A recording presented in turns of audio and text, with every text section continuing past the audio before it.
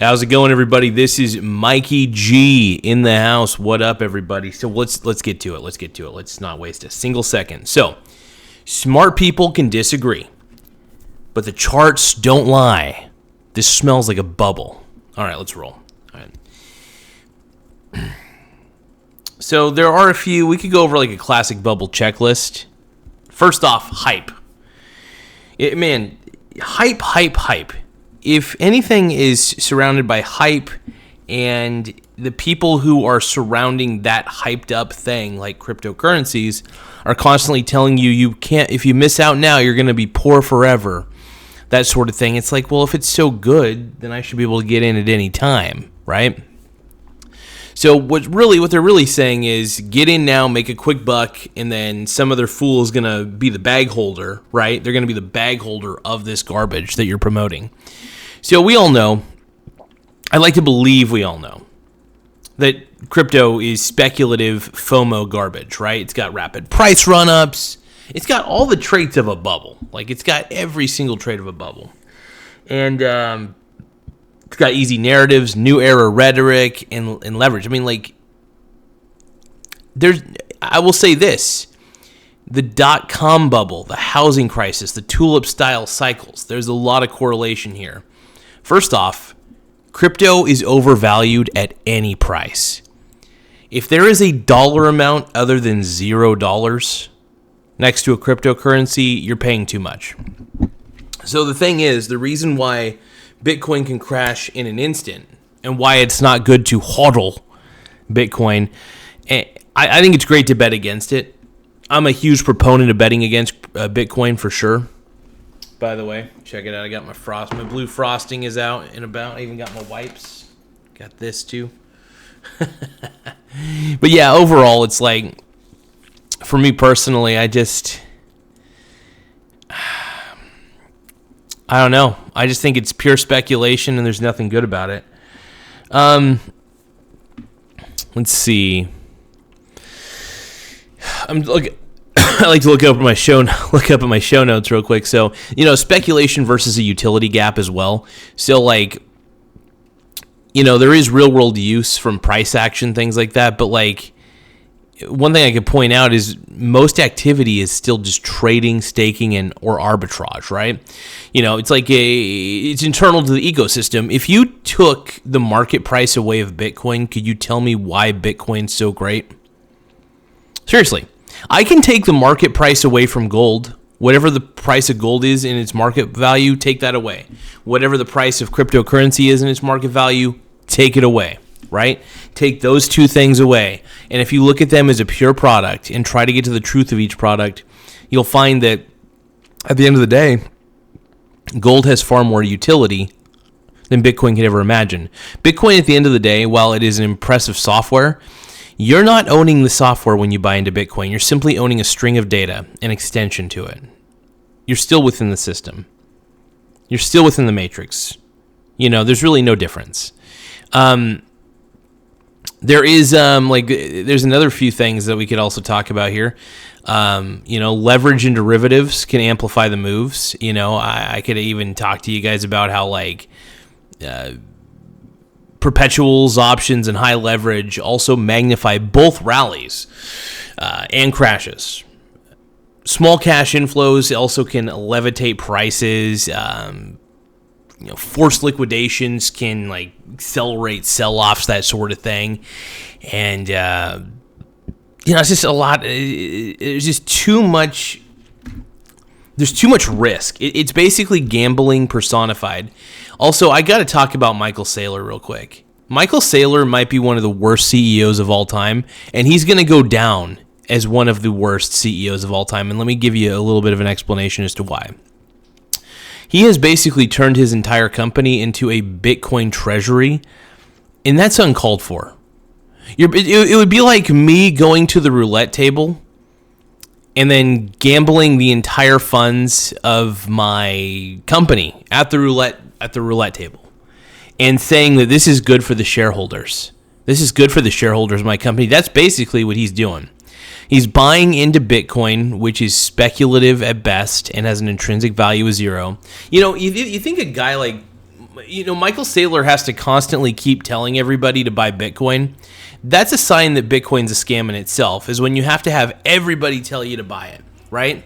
Get in now or you're going to be poor. The problem is it's because people keep getting into it. That's why the price increases. But eventually the price gets too high and too unreasonable to the point where people are like, yeah, let's sell out of this because this isn't a real asset. This is phony baloney dildo money. And that's when they make the smart move. Look, I can't stand Bitcoin or any cryptocurrency. I just think that, I like the software. As somebody who's a software nerd, I think the software is pretty cool. The decentralized aspect of it, the proof of work. There's a lot of cool aspects about it, but at the same time, I'm also going to tell you guys that it's not worth anything. You owning Bitcoin or you owning any crypto isn't worth anything. You're basically just hoping that somebody's going to buy at a higher price than what you bought into it. And you can't even tell me why it's naturally valuable. You take away that market price and you can't even tell me. Gold has more utility. Silver has more utility. It has more real world value. You take away the market price of Bitcoin or all cryptocurrencies, you're going to see that it's completely worthless and you're just owning a string of data because you're a moron. Let's see here. Let's see what else we got.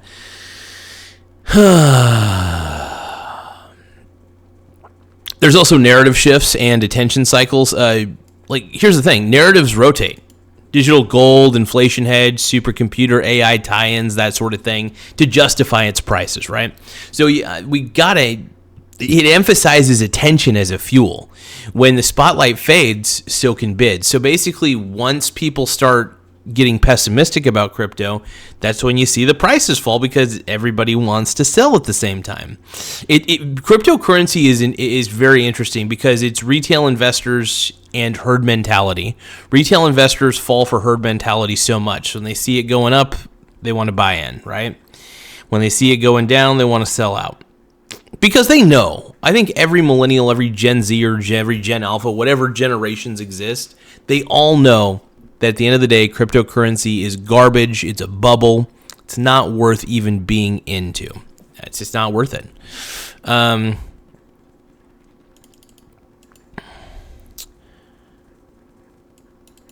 There's also concentration in whale dynamics. This is another thing.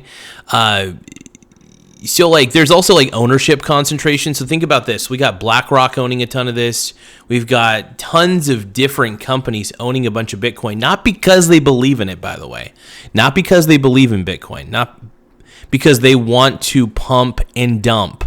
Once again, the big whales want to pump and dump. And honestly, I don't think there's any law against it. That's the beauty. So they know this. They know there's a bunch of suckers out there.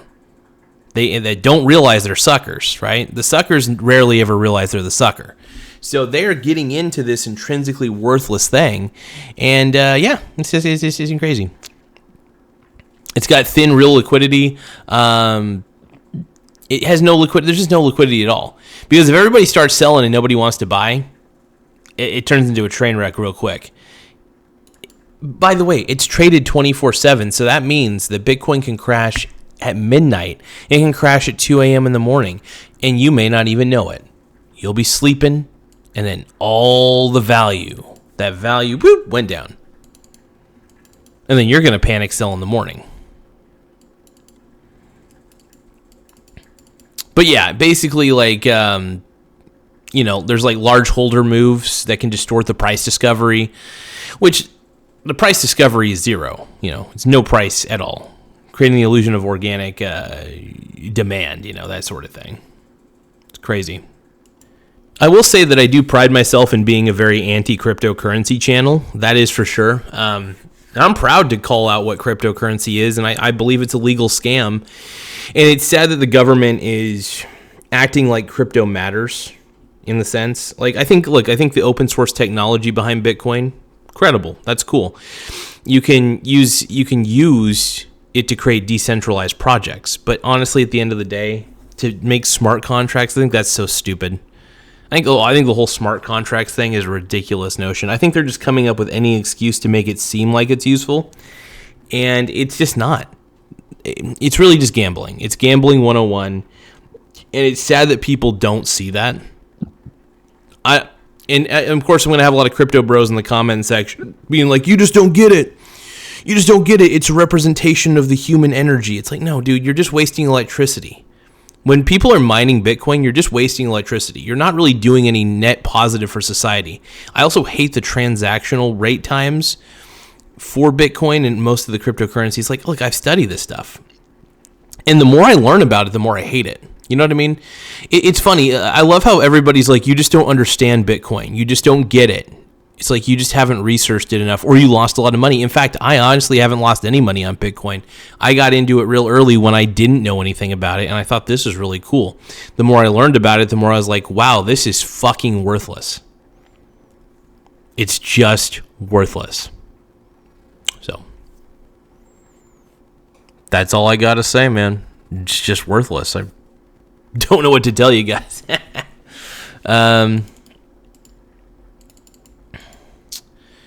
It's also like there's also regulatory and counterparty risk. That's another thing. So like cover risks for changing rules, offshore venues, exchange solvency, stablecoin opacity. You know, even if tech is decentralized or on ramps or off ramps, blah blah blah, and liquidity hubs are not, like it's just like there's just so much risk. I don't see why people really believe in this. I just don't. You know, you could lay out also some sober approaches, you know, position sizing, diversification beyond crypto. Okay, look, if you already own cryptocurrencies, okay, fine, you know, but there's ways, you know, you don't have to have your entire portfolio as crypto. Anybody who thinks that being diversified in crypto is a good thing, no. You're basically being diversified in several different networks. It's all you're doing, but they're not worth anything. They're just not. If you buy Solana, it's still worth nothing. If you buy whatever, it's all worth nothing.